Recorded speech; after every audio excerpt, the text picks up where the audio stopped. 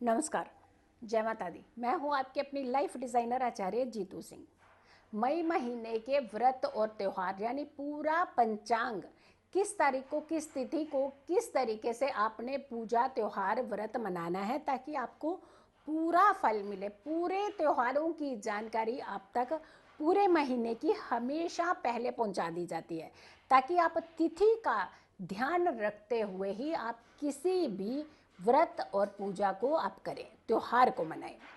शुरुआत कर देते हैं कि कौन सी तारीख को क्या चीज़ होने वाली है। 1 2 3 4 5 6 कुछ भी नहीं है, तो आपको लग रहा होगा काउंटिंग स्टार्ट हो गई, काउंटिंग हो गई, लेकिन 6 तारीख तक कोई भी ऐसी सिचुएशन नहीं बन रही। लेकिन 7 तारीख से शुरू होगा पंचांग का पहला त्यौहार यानी वरुथनी एकादशी। शुक्रवार का दिन है, 7 मई शुक्रवार वरुथनी एकादशी। अगर आपका वरुथनी एकादशी का व्रत रखते हैं तो 7 तारीख को रखिएगा।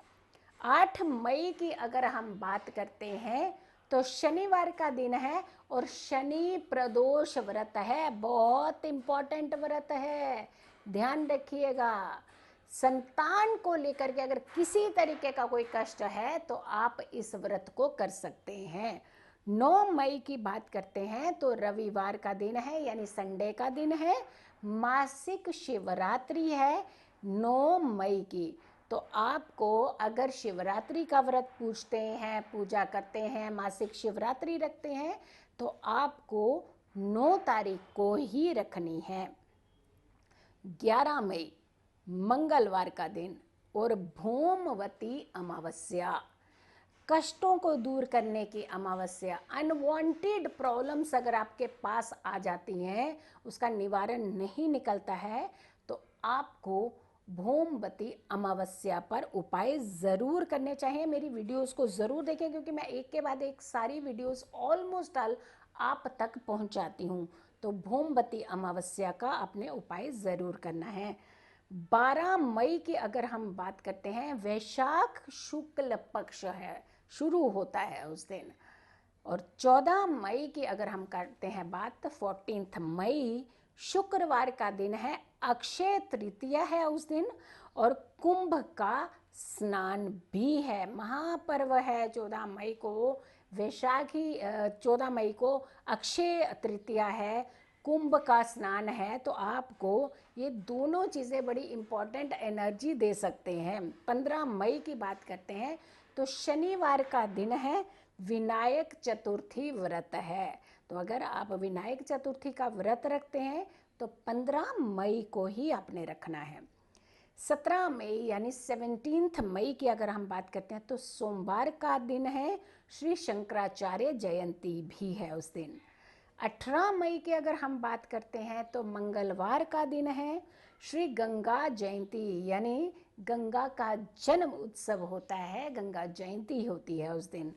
20 मई की अगर हम बात करते हैं तो गुरुवार का दिन है, मासिक दुर्गा अष्टमी है उस दिन, श्री बगलामुखी जयंती भी है और साथ के साथ जानकी जयंती, सीता जयंती भी है। आपके लिए हम ये त्यौहार इस तरीके पहुंचा देते हैं, इससे पहले पहुंचा देते हैं ताकि आप अगर कुछ व्रत रखते हैं, कुछ पूजाएं करते हैं तो आप इसके अकॉर्डिंगली ही करें ताकि आपको ज़्यादा फल मिल सके। हाँ, अगर आप आगे भी चाहते हैं कि आपको ये पंचांग मिलता रहे, ये वीडियोज़ इस तरीके की आप तक पहुँचती रहे, तो आप मेरे चैनल को ज़रूर सब्सक्राइब कीजिएगा, क्योंकि चैनल सब्सक्राइब करेंगे तो आप तक हर वीडियो पहुंचेगी। लेकिन तब पहुंचेगी जब आप नोटिफिकेशन को ऑन करेंगे। तो नोटिफिकेशन ऑन करेंगे तो आप तक सारी वीडियोस ज़रूर पहुंचेंगी। 20 मई की हमने बात कर ली है, अब हम बात करते हैं 22 मई को। शनिवार का दिन है, मोहिनी एकादशी है, लेकिन स्मार्त वर्ग मनाता है मोहिनी एकादशी। अब अगर हम 23 मई की बात करते हैं तो रविवार का दिन है, तो मोहिनी एकादशी उस दिन भी है, लेकिन वैष्णव वर्ग सारा 23 तारीख को ही मोहिनी एकादशी व्रत निभाता है। 24 मई की अगर हम बात करते हैं तो सोमवार का दिन है, सोम प्रदोष व्रत है। भगवान भोलेनाथ बड़ी जल्दी मनोकामनाएं पूर्ण करते हैं और किसी भी तरीके का आपकी ज़िंदगी में हर्डल्स है, तकलीफ़ें हैं, परेशानी हैं, शादी को लेकर के है या पति पत्नी में कोई डिस्प्यूट है, तो ऐसे लोगों को सोम प्रदोष व्रत ज़रूर करना चाहिए। 25 मई की अगर हम बात करते हैं तो मंगलवार का दिन है, श्री नरसिंह जयंती है उस दिन। 26 मई बुधवार का दिन, बुद्ध पूर्णिमा, भाई बड़ी उत्तम पूर्णिमा होती है, वैशाख पूर्णिमा, बुद्ध पूर्णिमा भी कहते हैं इसे। और बुधवार का दिन है तो वैशाख के महीने की पूर्णिमा पड़ रही है और बुधवार का दिन पड़ने से बुद्ध पूर्णिमा, तो बहुत ही उत्तम योग संयोग के साथ आती है बुद्ध पूर्णिमा। बुद्ध पूर्णिमा के बड़े सारे उपाय होते हैं जो हमें ज़रूर करने चाहिए। हमारी ज़िंदगी में कष्टों को दूर करने के लिए बुद्ध पूर्णिमा के उपाय ज़रूर करते रहना चाहिए। 27 मई की बात करते हैं तो गुरुवार का दिन है, ज्येष्ठ कृष्ण पक्ष शुरू हो रहा है इसी दिन। 28 मई की बात करते हैं तो शुक्रवार का दिन है, नारद जयंती है। और 29 मई की बात करते हैं तो शनिवार का दिन है, संकष्टी चतुर्थी है, लेकिन बुध वक्रीय हो रहे हैं। तो जो फैसले आप दिमाग से लेने वाले हैं ज़रा संभल करके फैसले लीजिएगा। वाणी के लॉर्ड भी होते हैं बुध, और ऐसे में उल्टे होने यानी वक्री चाल में चलने हैं तो कहीं ऐसा ना हो कि कुछ भी बोल दें और कुछ भी जा करके आपको नुकसान मिलना शुरू हो जाए। तो ध्यान रखिएगा, जब बुध वक्री होते हैं तो बोलने पर भी ध्यान रखना है और अपने दिमाग पर भी खास करके जोर देने की ज़रूरत होती है। तो ये तो था पंचांग मई के महीने का, किस दिन कौन सी तारीख को कौन सी तिथि के हिसाब से आपके लिए त्यौहार पड़ रहा है या फिर व्रत पड़ रहा है।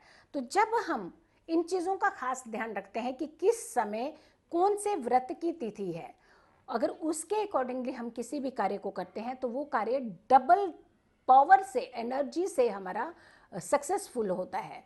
आप हमेशा अगर ये कल्पना करते हैं या आप चाहते हैं कि आपको पंचांग हमेशा मिलता रहे, जो कि हम महीने से पहले ही डाल देते हैं, जैसे मई महीने का पंचांग है पहले ही डल गया, अप्रैल का उससे पहले डल गया, मार्च का उससे पहले डल गया, तो जैसे हम पंचांग बहुत जल्दी आप तक पहुंचाते हैं ताकि आपको कोई भी इवेंट मिस ना कर पाए, मिस ना हो और उसका फल जो है आपके हाथ से चला ना जाए। तो इसीलिए जिस दिन व्रत है, जिस दिन इवेंट है, उसी दिन ही अगर आप निभाते हैं, उसी दिन आपकी पूजा पाठ करते हैं तो उसमें फ़ायदे की गुंजाइश आपकी ज़्यादा बढ़ जाती है। अगर आप लोगों ने अभी तक मेरे चैनल को सब्सक्राइब नहीं किया है तो ज़रूर कीजिएगा। इनफैक्ट इस वीडियो को बहुत सारे लोगों तक ज़रूर शेयर कीजिएगा। हर महीने आप तक पंचांग पहुंचता है, व्रत और त्यौहार की लिस्ट पहुंचती है, हर महीने हम ये वीडियो बहुत जल्दी आप तक पहुंचा देते हैं। लेकिन अगर आपने नोटिफिकेशन ऑन नहीं किया तो वीडियो नहीं मिलेगी आपको। इसीलिए जो बेल आइकन बना होता है उसे प्रेस करके ऑल पर कन्वर्ट ज़रूर कर लें ताकि आप तक सारी वीडियोस पहुंच सकें। खुश रहिए, स्वस्थ रहिए, पॉजिटिव रहिए। जल्दी हाजिर होंगे एक अच्छी वीडियो के साथ। तब तक के लिए नमस्कार, जय माता दी।